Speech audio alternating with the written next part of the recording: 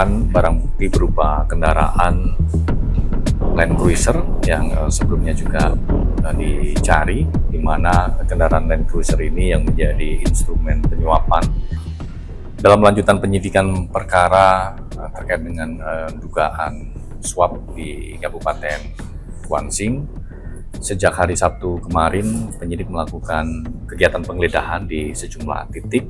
Ada beberapa lokasi, diantaranya di kantor Bupati Kuansing, kemudian DPRD, dan juga rumah pribadi ataupun rumah dinas para tersangka, yaitu saudara SA, ZKN, dan juga saudara ARD selaku pihak swasta dalam perkara ini. Selain itu, penyidik juga telah menemukan barang bukti berupa kendaraan Land Cruiser yang sebelumnya juga dicari, di mana kendaraan Land Cruiser ini yang menjadi instrumen penyuapan yang dilakukan oleh saudara ZKN bersama ARD untuk Bupati saudara SA. Kemudian kendaraan tersebut saat ini sudah dalam perjalanan untuk dibawa ke Jakarta. Tentu kendaraan ini menjadi salah satu barang bukti untuk memperkuat bukti-bukti lain yang sudah didapatkan dalam perkara ini. Selain penggeledahan di sejumlah titik tersebut, penyidik juga melakukan penggeledahan di Dinas Perkebunan dan juga di rumah Kepala Dinas Perkebunan. Karena kalau kita melihat konstruksi perkaranya, selain adanya dugaan suap. Operasi tangkap tangan ini disinyalir ada kebocoran, ada informasi KPK nggak soal itu, benar apa enggak ada kebocoran? Kami akan terus menelusuri informasi tersebut. Yang pasti memang tim melakukan pencarian kepada pihak-pihak terkait, diantaranya Bupati dan juga Sekda yang sampai dengan saat ini belum ditemukan. Sore kami akan menyampaikan update terkait dengan kegiatan penyelidikan tertutup yang dilakukan oleh KPK di wilayah Kabupaten Kuansing, Provinsi Riau, bahwa dalam peristiwa tertangkap tangan tersebut tim penyelidik mengamankan sejumlah 10 orang. 9 orang diantaranya diamankan di wilayah Kuansing dan 1 orang lainnya diamankan di wilayah Jakarta. Dari 10 orang tersebut, KPK kemudian membawa ke gedung KPK Merah Putih, dilakukan pemeriksaan secara intensif kepada sejumlah 5 orang, yaitu 3 orang dari pihak swasta, 1 orang merupakan PNS di Kabupaten Kuansing, dan 1 orang lainnya adalah pihak keluarga dari penyelenggara negara atau PN di Kabupaten Kuansing. Selain mengamankan para pihak, tim juga mengamankan barang bukti dalam peristiwa tertangkap tangan ini, yaitu barang bukti elektronik berupa transaksi keuangan. Selain itu juga tim mengamankan 1 unit kendaraan roda 4 yang diduga menjadi instrumen suap yang dilakukan oleh para pihak tersebut. Adapun perkara ini diduga berkaitan dengan dugaan suap untuk suatu jabatan di Kabupaten Kuansing. Selain itu, pada kesempatan ini kami juga ingin menyampaikan KPK mengimbau kepada Bupati dan Sekda Kabupaten Kuansing agar kooperatif dan menyerahkan diri ke KPK, karena keterangan dari Bupati dan juga Sekda dibutuhkan dalam proses hukum yang sedang berjalan di KPK saat ini. Mungkin itu dulu, teman-teman, silakan. Dalam OTT ini juga KPK menyegel 6 ruang kerja di Pemkab Kuansing dan 1 ruangan milik Ketua DPRD Kuansing. Apa benar, Mas?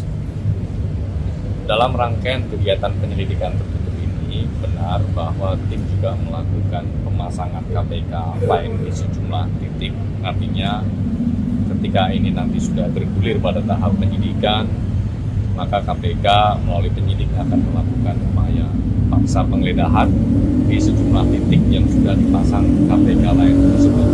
Tentunya kegiatan penggeledahan adalah untuk memperoleh bukti-bukti tambahan untuk memperkuat alat bukti dalam penyidikan. penyelidikan perkara ini. Dan dari rangkaian penyelidikan tertutup ini, sore tadi sudah dilakukan ekspos dan pimpinan sudah memutuskan bahwa perkara ini naik ke tahap penyidikan.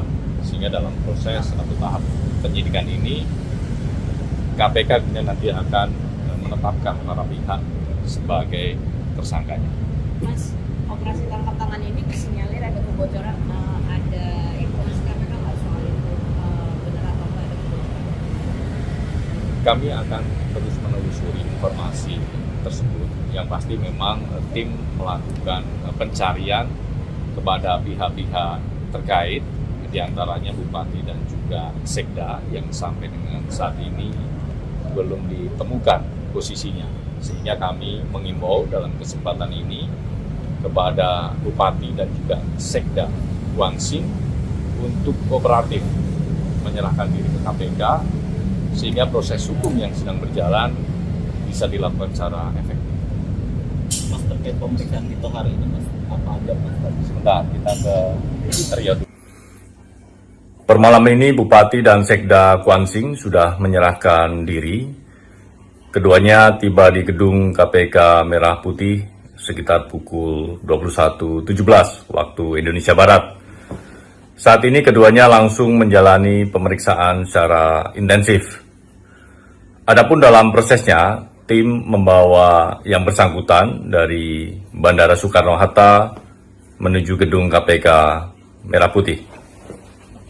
Ketua Umum Pemuda Pancasila, Yapto Suryo Sumarno, kembali menjalani pemeriksaan di Komisi Pemberantasan Korupsi. Yapto diperiksa sebagai saksi dalam perkara dugaan gratifikasi yang menjerat mantan Bupati Kutai Kartanegara, Rita Widyasari.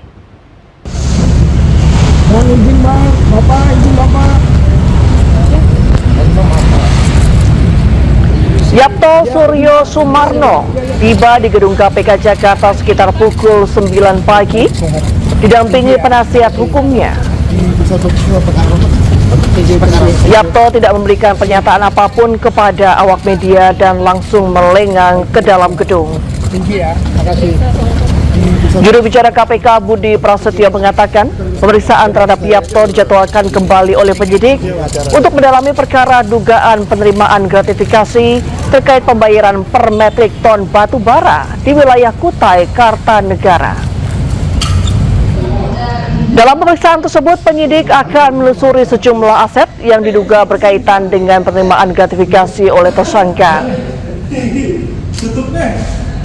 Selain itu, penyidik juga mendalami kemungkinan adanya unsur tindak pidana pencucian uang.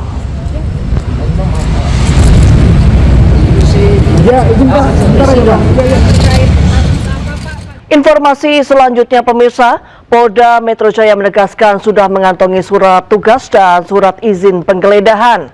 Kuasa hukum Polda Metro Jaya meminta hakim menolak seluruh permohonan Roy Suryo.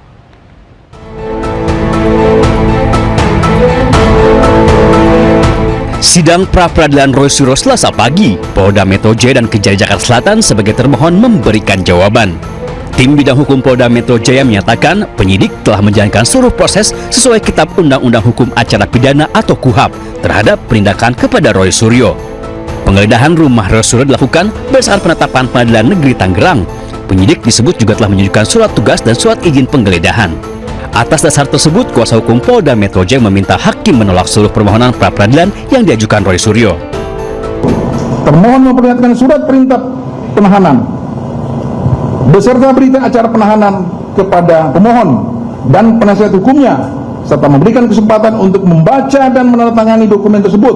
Namun demikian, baik pemohon maupun penasihat hukumnya kembali menolak membubuhkan tanda tangan.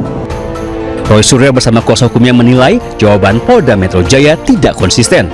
Rencananya pada sidang lanjutan, Roy akan menghadirkan saksi.